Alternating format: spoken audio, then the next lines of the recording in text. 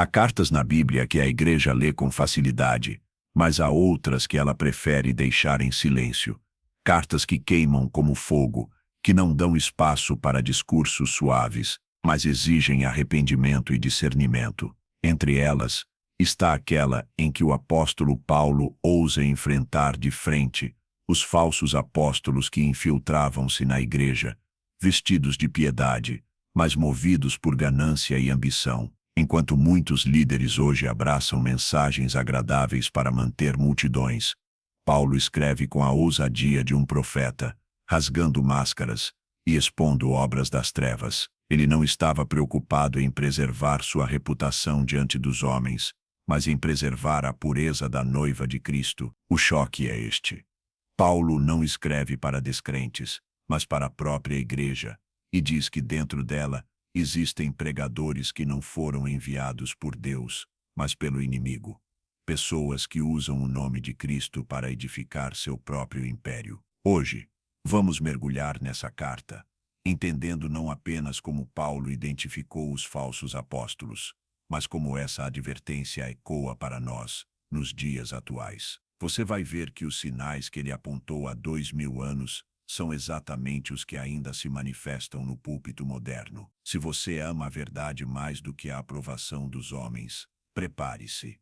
Vamos abrir a carta que a igreja moderna teme ler e permitir que cada palavra dela pese sobre nós como espada afiada, porque somente a verdade liberta. A carta estava sendo escrita com a tinta da urgência e o peso da eternidade. Paulo, já experimentado em perseguições, prisões e traições, sabia que um dos ataques mais perigosos contra a igreja não vinha de fora, mas de dentro. Não eram apenas soldados romanos ou líderes religiosos hostis que ameaçavam o evangelho. Eram homens que se diziam enviados de Cristo, mas que, na verdade, serviam a si mesmos. Com a mão calejada pelo trabalho e pela escrita de tantas exortações, ele advertia: pois tais homens são falsos apóstolos, obreiros enganosos, disfarçando-se em apóstolos de Cristo. 2 Coríntios 11:13. O tom não era de mera opinião pessoal, mas de denúncia profética. Paulo não estava preocupado em manter amizades com líderes influentes, nem em preservar a imagem institucional da igreja. Seu compromisso era com a verdade, custasse o que custasse. O perigo que ele via era sutil. Esses falsos apóstolos não chegavam anunciando abertamente heresias. Pelo contrário, usavam a mesma linguagem, citavam as mesmas escrituras e falavam sobre Jesus, mas sempre distorciam a mensagem para favorecer o próprio prestígio, poder e riqueza. Não é de admirar, pois o próprio Satanás se disfarça de anjo de luz. 2 Coríntios 11:14. A aparência era de piedade, o coração, porém, estava longe de Deus. Paulo descrevia o método deles: bajular os irmãos, promover doutrinas que agradassem ao ouvido, enfraquecer o chamado à santidade e a obediência radical a Cristo. Pregavam um outro Jesus, um Cristo domesticado, moldado ao gosto da plateia, sem cruz, sem arrependimento e sem transformação. Não havia sangue derramado para a remissão de pecados em sua mensagem, apenas promessas de bênçãos e sucesso terreno. O apóstolo também sabia que tais líderes exploravam a fé como negócio. Eles se aproveitavam da generosidade dos irmãos para enriquecer, usando discursos espirituais para manipular corações. Não pregavam por amor às almas, mas por amor ao lucro. E pior, levavam muitos a crer que isso era normal, tornando-se modelo para uma fé corrompida. Por isso Paulo escreve com firmeza, sem suavizar as palavras: o fim deles será conforme as suas obras. 2 Coríntios 11:15. Ele quer que a igreja entenda que seguir um falso apóstolo não é apenas um erro doutrinário, é um risco eterno. O rebanho que se deixa guiar por um lobo caminha para o abismo.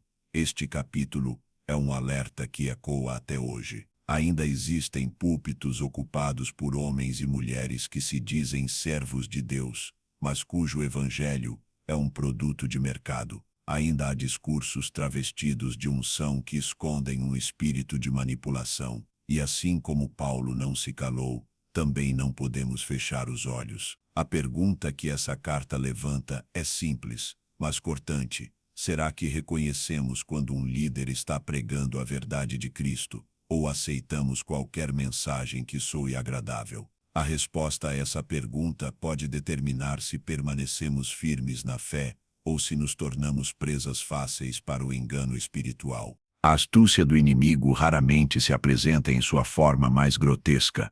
Pelo contrário, a estratégia mais eficaz do engano espiritual é vestir-se com a aparência da verdade. É por isso que Paulo, escrevendo aos Coríntios, declara: pois o próprio Satanás se transforma em anjo de luz. Não é de admirar, portanto, que os seus servos se disfarcem de ministros da justiça. 2 Coríntios 11, 14 e 15.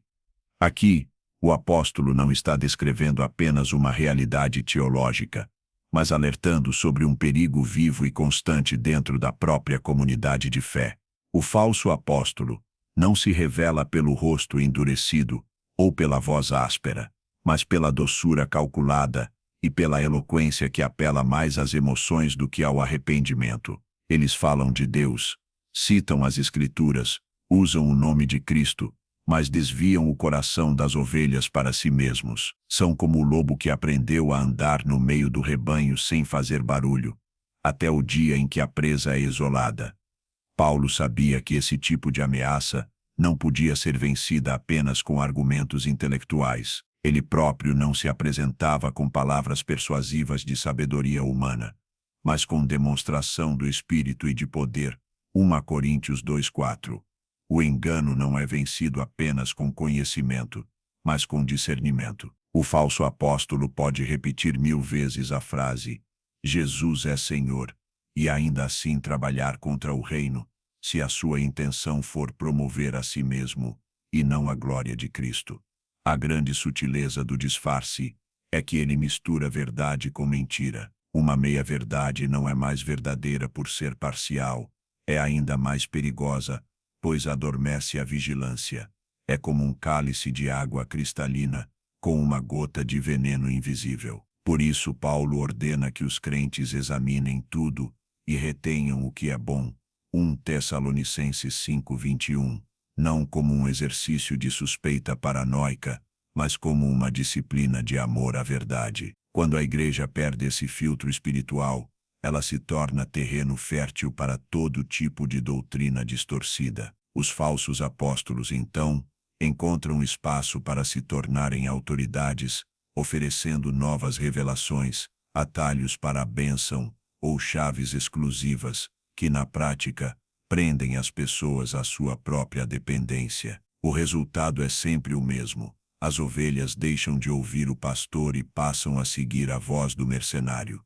Se há algo que Paulo nos ensina nesse alerta, é que a aparência de luz não é garantia de santidade.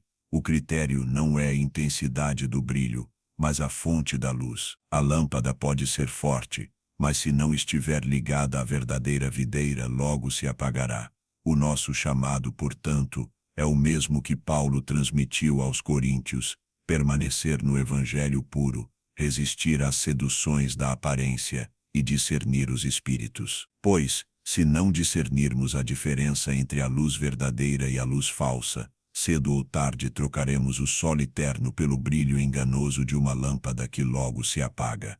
Paulo, escrevendo aos Coríntios, não hesita em lembrar que a verdadeira batalha contra os falsos apóstolos não começa lá fora, contra os que se declaram abertamente inimigos do Evangelho, mas dentro da própria comunidade cristã.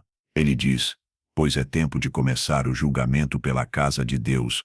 1 Pedro 4:17. Essa declaração não é um convite à fofoca, nem à perseguição, mas uma advertência de que a santidade começa onde a luz já foi recebida. O apóstolo expõe que a infiltração dos falsos mestres não ocorre de maneira barulhenta e óbvia, mas silenciosa e gradual. Assim como o fermento leveda toda a massa, pequenas concessões à vaidade, ao amor ao dinheiro ou à busca por reconhecimento humano corroem a pureza da fé. Quando líderes começam a medir seu sucesso por números, aplausos e influência política, em vez de pela fidelidade à palavra, Eles já estão abrindo as portas para o espírito do falso apostolado. Paulo insiste que o julgamento espiritual deve começar com discernimento. É preciso pesar não apenas as palavras de quem prega, mas o fruto de sua vida. Muitos podem falar, Senhor, Senhor, e até operar sinais, mas negam a cruz pelo modo como vivem. A cruz não é apenas um símbolo de salvação. É o lugar onde o ego morre, onde a glória humana se desfaz, onde o servo permanece anônimo para que Cristo seja visto. A responsabilidade não é apenas dos líderes. O rebanho também deve examinar se está seguindo Cristo ou apenas uma personalidade carismática. O apóstolo repreende os coríntios, porque muitos se encantavam mais com a eloquência e a presença de palco dos falsos mestres do que com a verdade. Essa sedução estética é uma das armas mais eficazes do inimigo, porque embala o coração em um conforto enganoso. O julgamento espiritual exige coragem. Significa dizer não a vozes populares, confrontar modismos religiosos e, às vezes, se colocar contra a maioria. A igreja que se recusa a julgar falsos ensinos se torna cúmplice deles. Não é intolerância, é amor à verdade, pois quem ama a Cristo não suportará ver o seu nome distorcido para ganhos humanos. Assim, Paulo não está apenas apontando para fora, ele está levantando um espelho diante da igreja.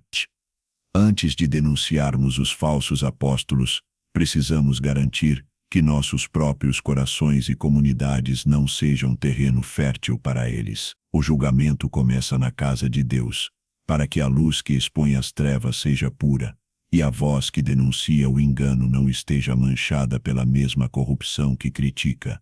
Ao falar sobre falsos apóstolos, Paulo não se limita a descrever seus métodos. Ele equipa a igreja com as armas espirituais necessárias para resistir a eles. Discernimento espiritual não é apenas uma habilidade intelectual, é um dom do Espírito Santo, que nos permite enxergar além das palavras bem formuladas e perceber a motivação e a essência de quem fala. Em 2 Coríntios 11:14, Paulo nos alerta, e não é de admirar, pois o próprio Satanás se disfarça de anjo de luz. Aqui está o cerne do problema. Os falsos apóstolos não se apresentam como inimigos da fé. Pelo contrário, vestem-se de piedade, falam com linguagem bíblica, citam versículos e aparentam santidade, mas carregam em si um veneno sutil. O discernimento, portanto, exige mais do que conhecimento. É preciso intimidade com Deus, vida de oração e meditação constante na palavra. Paulo sabia que, sem essa conexão viva com Cristo, a igreja seria facilmente seduzida por quem oferecesse um evangelho mais agradável, menos exigente e mais adaptado às vontades humanas. Um dos sinais que Paulo expõe é a motivação oculta. Os falsos apóstolos buscavam proveito próprio, seja financeiro, seja por prestígio. Eles exploravam a generosidade da igreja, sem estarem dispostos a sacrificar-se por ela. Em contraste, Paulo afirma que preferia trabalhar com as próprias mãos para não ser peso a ninguém. 2 Coríntios 11:9. Esse é um critério de prova. Um verdadeiro servo de Deus não mede seu ministério pelo lucro ou pela fama, mas pela fidelidade a Cristo e pelo amor sacrificial ao rebanho. Discernir também significa avaliar o fruto ao longo do tempo. Jesus disse, pelos seus frutos os conhecereis. Mateus 7:16. Paulo não olhava apenas para o discurso, mas para a vida. A coerência entre a pregação e as atitudes é um marco inegociável para validar qualquer liderança espiritual. Aqui, a igreja de Corinto recebe um chamado duplo: abrir os olhos para reconhecer os falsos apóstolos e, ao mesmo tempo, amadurecer espiritualmente para não se deixar levar pelo que é superficial. O discernimento é, assim, um escudo, mas também é uma espada, pois nos dá a coragem para confrontar e rejeitar aquilo que fere a verdade. Sem discernimento, a igreja torna-se presa fácil. Com discernimento, ela se mantém firme, mesmo diante de mensagens sedutoras que tentam diluir o evangelho. Paulo queria que cada cristão fosse capaz de ouvir e imediatamente perceber se a voz que fala conduz à cruz ou à vaidade humana. Ao escrever aos Coríntios, Paulo não apenas defendia seu ministério, mas também expunha, de forma cirúrgica, a natureza daqueles que se apresentavam como servos de Deus, mas que na realidade eram inimigos da cruz de Cristo. Ele não tratava o assunto de maneira superficial, pelo contrário, mergulhava no cerne da questão, revelando a raiz espiritual e moral desses falsos apóstolos.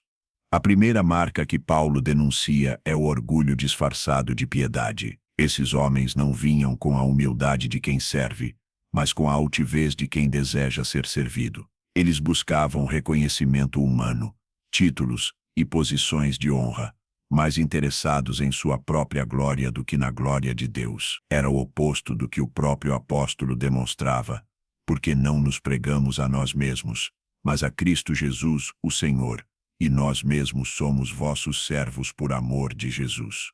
2 Coríntios 4:5. O falso apóstolo sempre tem como objetivo final promover a si mesmo, ainda que use o nome de Cristo como verniz espiritual. A segunda característica é a mensagem distorcida. Paulo alertava que esses homens pregavam outro Jesus, recebiam outro Espírito e anunciavam outro Evangelho. 2 Coríntios 11:4. O conteúdo parecia próximo da verdade, mas era carregado de sutis desvios que, pouco a pouco, desviavam o coração das pessoas da simplicidade e pureza para com Cristo. O perigo não estava apenas no que diziam, mas também no que deixavam de dizer, ocultando verdades duras para não perder seguidores. A terceira marca é o interesse financeiro mascarado de ministério. Paulo deixava claro que jamais explorou os irmãos, nem usou seu chamado para obter lucro. Ao contrário, trabalhou com suas próprias mãos para não ser pesado a ninguém. Já os falsos apóstolos viam a igreja como oportunidade de enriquecimento, usando a fé alheia como fonte de sustento para seus luxos e prazeres. Ele escreve: mas o que faço também o farei, para cortar ocasião àqueles que buscam ocasião. 2 Coríntios 11:12. A quarta evidência é a aparência de justiça. Paulo descreve que esses homens se disfarçavam em apóstolos de Cristo, mas na verdade seguiam o padrão do próprio Satanás, que se transfigura em anjo de luz. 2 Coríntios 11:13-15. O perigo está justamente no fato de que não se apresentam como inimigos declarados, mas como líderes espirituais respeitáveis, conhecedores da Escritura e hábeis no discurso. A enganação está no disfarce. E por fim, a quinta marca é a resistência à autoridade apostólica legítima. Os falsos mestres, para se manterem influentes, atacavam a credibilidade de Paulo, questionando sua autoridade, minimizando suas experiências e distorcendo suas palavras. Essa oposição sistemática visava quebrar a confiança dos fiéis na verdadeira liderança, substituindo-a por uma falsa. O apóstolo, ao expor essas marcas, não o fazia para criar divisões por orgulho pessoal, mas para proteger a pureza da noiva de Cristo. Ele sabia que permitir que esses homens continuassem seria comprometer o Evangelho na sua essência, e sua advertência ecoa até hoje. Os falsos apóstolos não ficaram no primeiro século.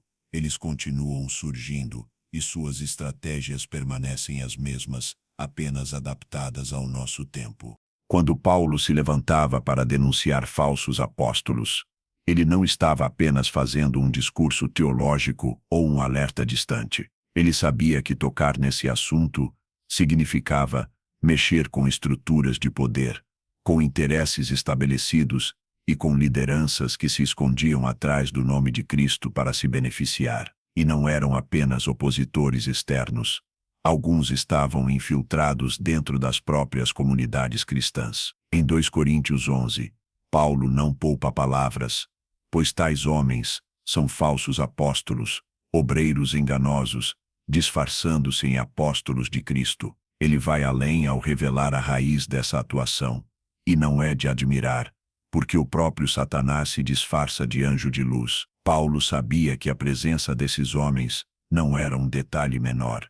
Eles pregavam um outro evangelho, distorcido e sua influência corroía a fé genuína dos irmãos.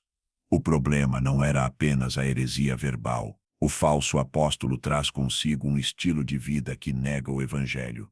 Ostentação, busca por glória pessoal, manipulação emocional e exploração dos mais simples. Paulo se opunha frontalmente a isso, não por orgulho próprio, mas por zelo pela noiva de Cristo. Sua motivação era proteger o rebanho, mesmo que isso custasse sua reputação, sua liberdade e até sua vida.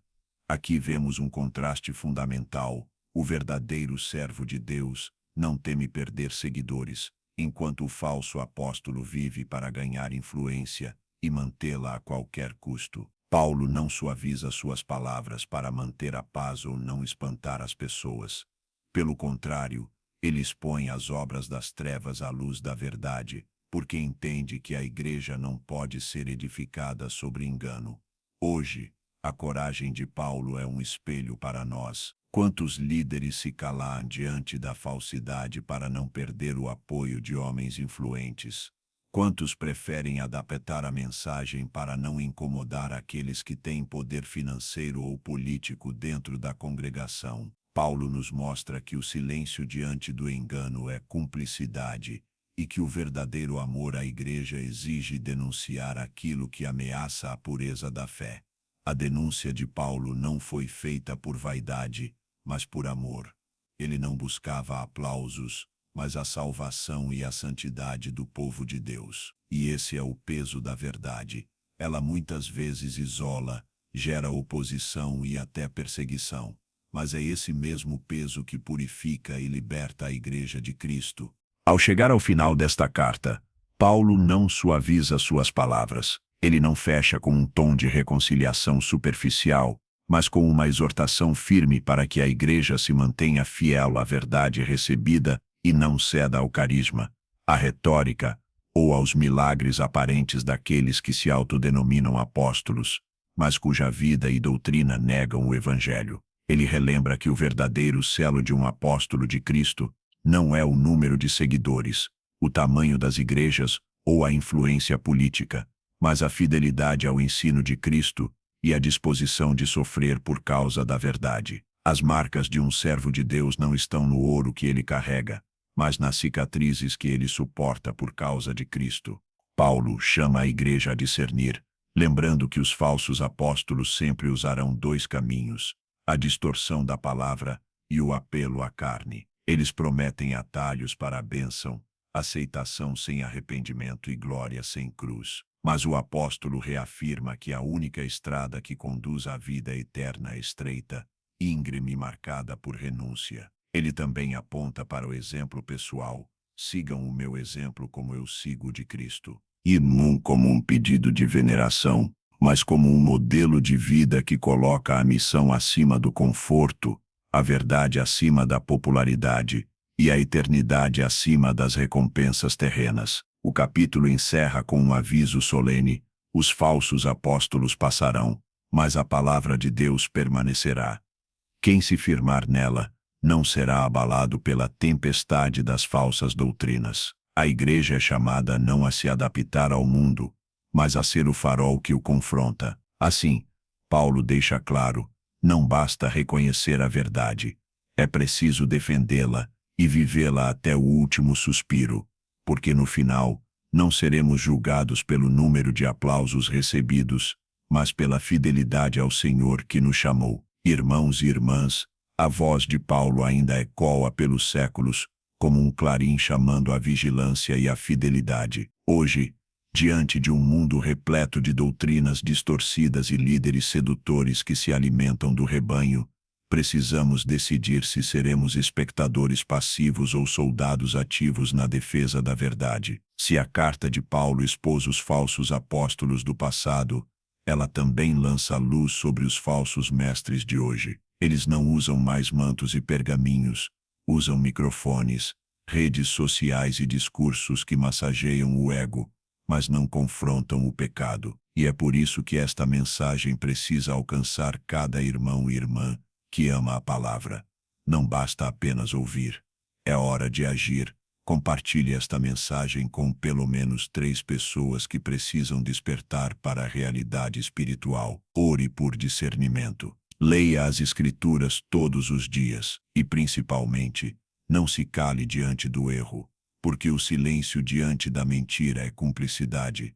A batalha pela verdade não terminou. Se você está decidido a permanecer firme, inscreva-se, ative o sininho e junte-se a nós para que a voz de Paulo continue ecoando até que Cristo volte. Hoje você não apenas ouviu uma pregação, você recebeu um chamado, e um chamado exige resposta.